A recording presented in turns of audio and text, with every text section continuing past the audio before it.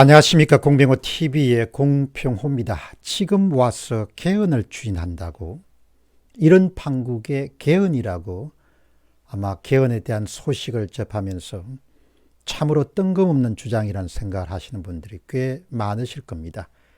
그런데 지금 여권에서는 상당히 구체적으로 개헌 문제에 대해서 고민하는 그런 세력들이 있는 모양입니다.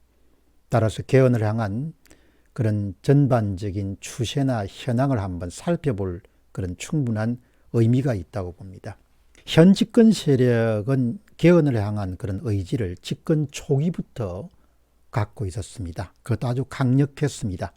2018년 3월 13일에 발표된 국회 개헌특위자문위원회 개헌안을 중심으로 해서 대통령 개헌안은 5월 달에 야당 의원들의 본회의 불참으로 의결 정족수를 채우지 못한 채 투표 불성립으로 폐기된 바가 있습니다.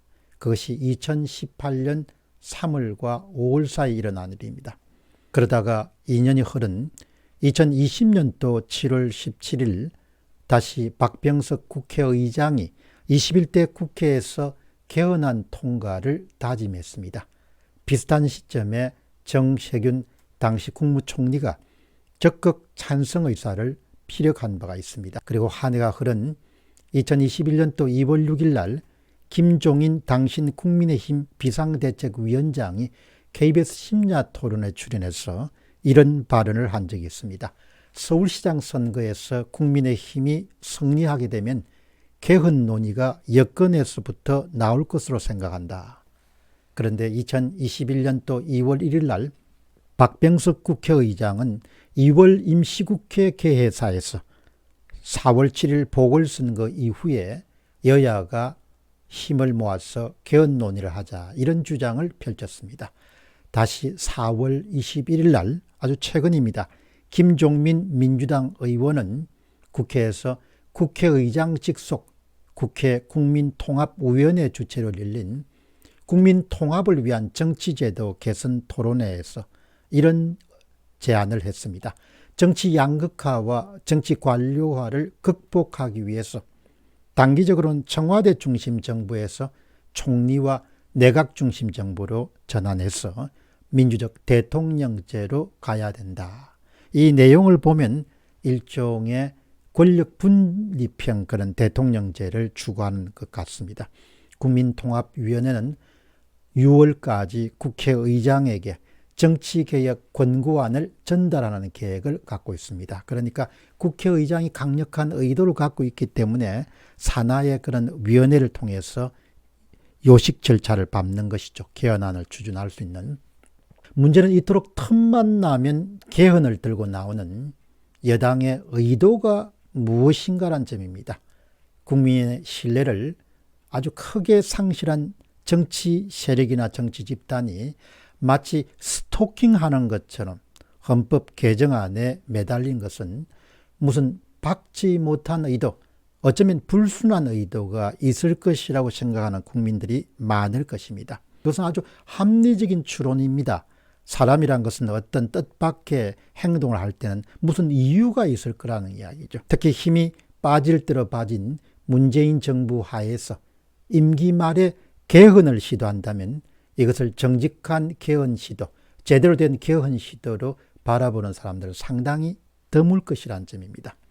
4월 29일 날 서울경제의 김광덕 논설실장은 이런 칼럼을 기고했습니다. 여권과 김종인의 교집합 개헌 춘몽이란 그런 글을 통해서 여권발 개헌 논의를 상당히 구체적으로 제시하고 있습니다. 칼럼은 시작은 이렇습니다. 4월 7일 보궐선거에서 한 방을 얻어맞은 여당 안팎에서 헌법을 고치자는 얘기가 흘러나오고 있다. 여당 출신의 박병석 국회의장이 총대를 메고 개헌 전도사로 나서기 시작했다. 박병석 의장은 지난 4월 21일 날 자신을 방문한 이철희 청와대 정무수석을 향해서 정치가 계속 갈등과 혼란 속에 있는 요인은 헌법에 있다면서 개헌을 역설한 바가 있다. 이철희 수석은 잘 듣고 문 대통령께 잘 전해 올리겠습니다라는 그런 여운을 두었다. 더불어민주당도 내달 초 새 지도부를 뽑은 뒤에 개헌 군불대기에 나설 것으로 보인다.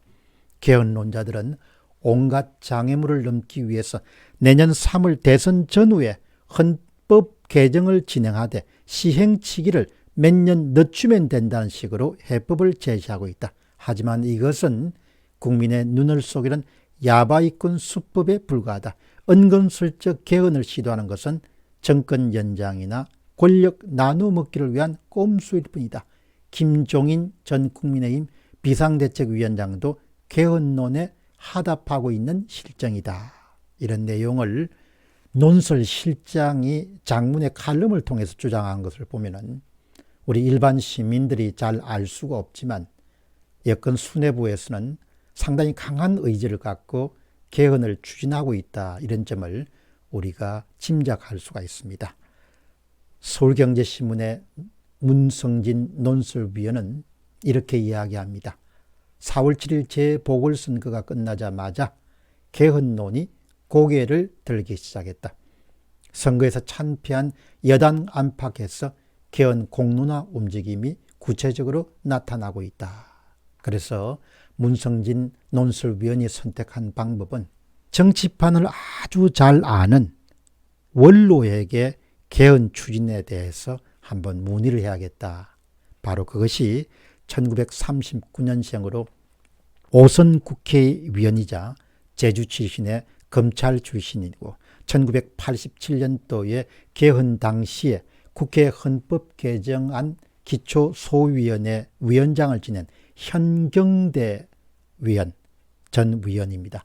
그리고 전 민주평화통일자문회의 수석 부의장과 가진 인터뷰가 서울경제에 아주 실렸습니다.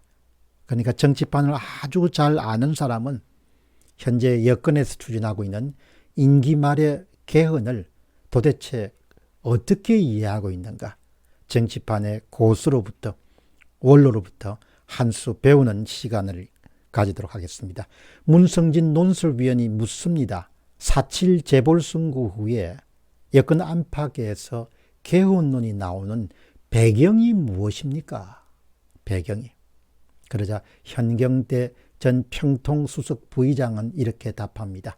1987년 개헌 이후에 역대 정권마다 임기 말에 개헌론이 제기되는 것은 주기적 현상이었습니다. 최근 개헌론도 그와 같은 움직임에서 이해할 필요가 있습니다.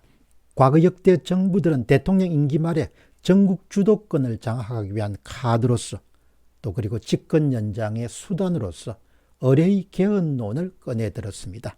현 정권도 비슷한 목적을 가졌을 것입니다. 집권에 실패할 경우를 대비해서 퇴임 이후에 기득권을 지키기 위한 꼼수로 개헌을 활용할 수도 있습니다. 다시 문성진 논설위원이 묻습니다. 1987년 이후에 역대 정부에서 임기 말에 개헌론이 성공한 적이 없지 않습니까? 그러자 현경대 전 평통수석 부의장이 답합니다. 개헌 실패의 가장 큰 이유는 차기 유력 대선 주자들의 임기 말 개헌을 받아들이지 않았기 때문입니다. 하지만 지금의 상황은 과거의 상황과 아주 다릅니다. 이번에는 여권에서 개헌론이 본격 제기된다면 실현 가능성이 과거에 비해서 꽤 높을 듯 합니다. 다시 문성진 논설위원이 묻습니다. 어떤 점에서 실현 가능성이 높다는 말씀입니까? 그러자 다시 현경대 전 평통 부의장이 답합니다. 일단 과거에 비해서 개헌안이 국회를 통과할 가능성이 높습니다. 우선 여권에 친문그룹의 유력 대선 주자가 없습니다. 이재명 경기지사가 지지율에 앞서가고 있지만 친문 핵심들은 그가 대권을 잡았을 때 자신들의 기득권을 보호할 수 없다고 생각하고 있습니다. 범야권에서도 윤석열 전 검찰총장이 선두주자로 나서고 있지만 제1야당 사람으로 보기는 어렵습니다. 게다가 야당에는 의원 내각제를 선호하는 세력이 꽤 있습니다. 만일 여권이 내각제 개헌을 제기한다면 정치권에서는 화학 반응이 일어날 수 있는 상황입니다. 다시 문성진 논설위원이 묻습니다. 내각제에 대해서는 국민들의 반감이 적지 않은데 과연 그렇게 시도할까요? 그러자 현경대 전 평동 수석 부의장이 답합니다. 바로 그 점을 회피하려면 이른바 분권형 대통령제를 내세울 것으로 봅니다. 현재의 대통령제가 너무 제왕적이기 때문에 온갖 적폐가 발생하고 있다고 강변하면서 대통령 권력을 분산해야 정치를 정상화할 수 있다는 그런 논리를 펼 것으로 보입니다. 다시 문성진 논설위원이 묻습니다. 분권형 대통령제란 것은 도대체 뭘 말합니까? 현경대 전 평동 수석 부의장의 주장입니다. 대통령을 국민이 직접 뽑는 것으로 내각제에 대한 반감을 상쇄할 뿐이고 사실상 내각제와 다름이 없습니다. 대통령에게 외교 국방 권한을 갖도록 했지만 내치를 총괄하는 총리가 정부 조직과 예산 편성 권한까지 모두 갖기 때문입니다. 예컨대 대통령이 국방력 강화를 위해서 이지삼을 더 건조하려고 해도 내각에서 예산을 주지 않으면 추진할 수가 없습니다. 대통령은 단지 허울 뿐인 권한만 갖게 되는 것입니다. 다시 문성진 논설위원이 묻습니다. 재선 보선에서 참패한 여당에서 개헌 추진 동력이 나올 수 있겠습니까? 그러자 현경대 전 평동 수석 부의장은 오히려 더 절박하게 개헌론을 제기할 수 있을 것입니다. 만약 여당이 재보선에서 이겼다면 내년 선거에 친문척에서 어떤 후보를 내도 당선 가능성이 있다고 생각하기 때문에 안심하고 개헌 시도를 하지 않을 수도 있습니다. 그러나 재보선 대패로 인해서 대선의 성산이 줄어든 게 사실입니다. 여건이 자신들의 기득권 보호를 위한 분권형 대통령제 개헌을 시도할 가능성이 더 커져갔던 사실입니다. 결국 개헌은 현 집권 세력이 장기 집권을 위한 하나의 포석 정도로 해석할 수 있다는 점입니다. 이 부분은 제가 해석을 다한 겁니다.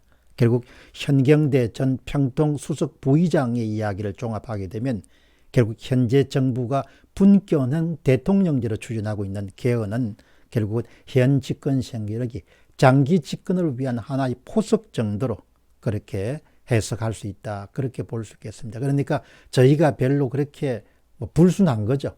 이에 동조하는 정치 세력들이 권력 분점을 하면서 저마다 밥숟가락을 하나씩 올려놓는 그런 시도를 하기 때문에 의외로 통과시킬 가능성이 높다는 것이죠. 여기서 이제 우리가 거듭 확인할 수 있는 것은 그들은 무엇을 하든지 간에 요령과 꼼수를 부려왔는데 이번 개헌 추진도 그런 맥락에서 보면 과거와 전혀 다를 바가 없다.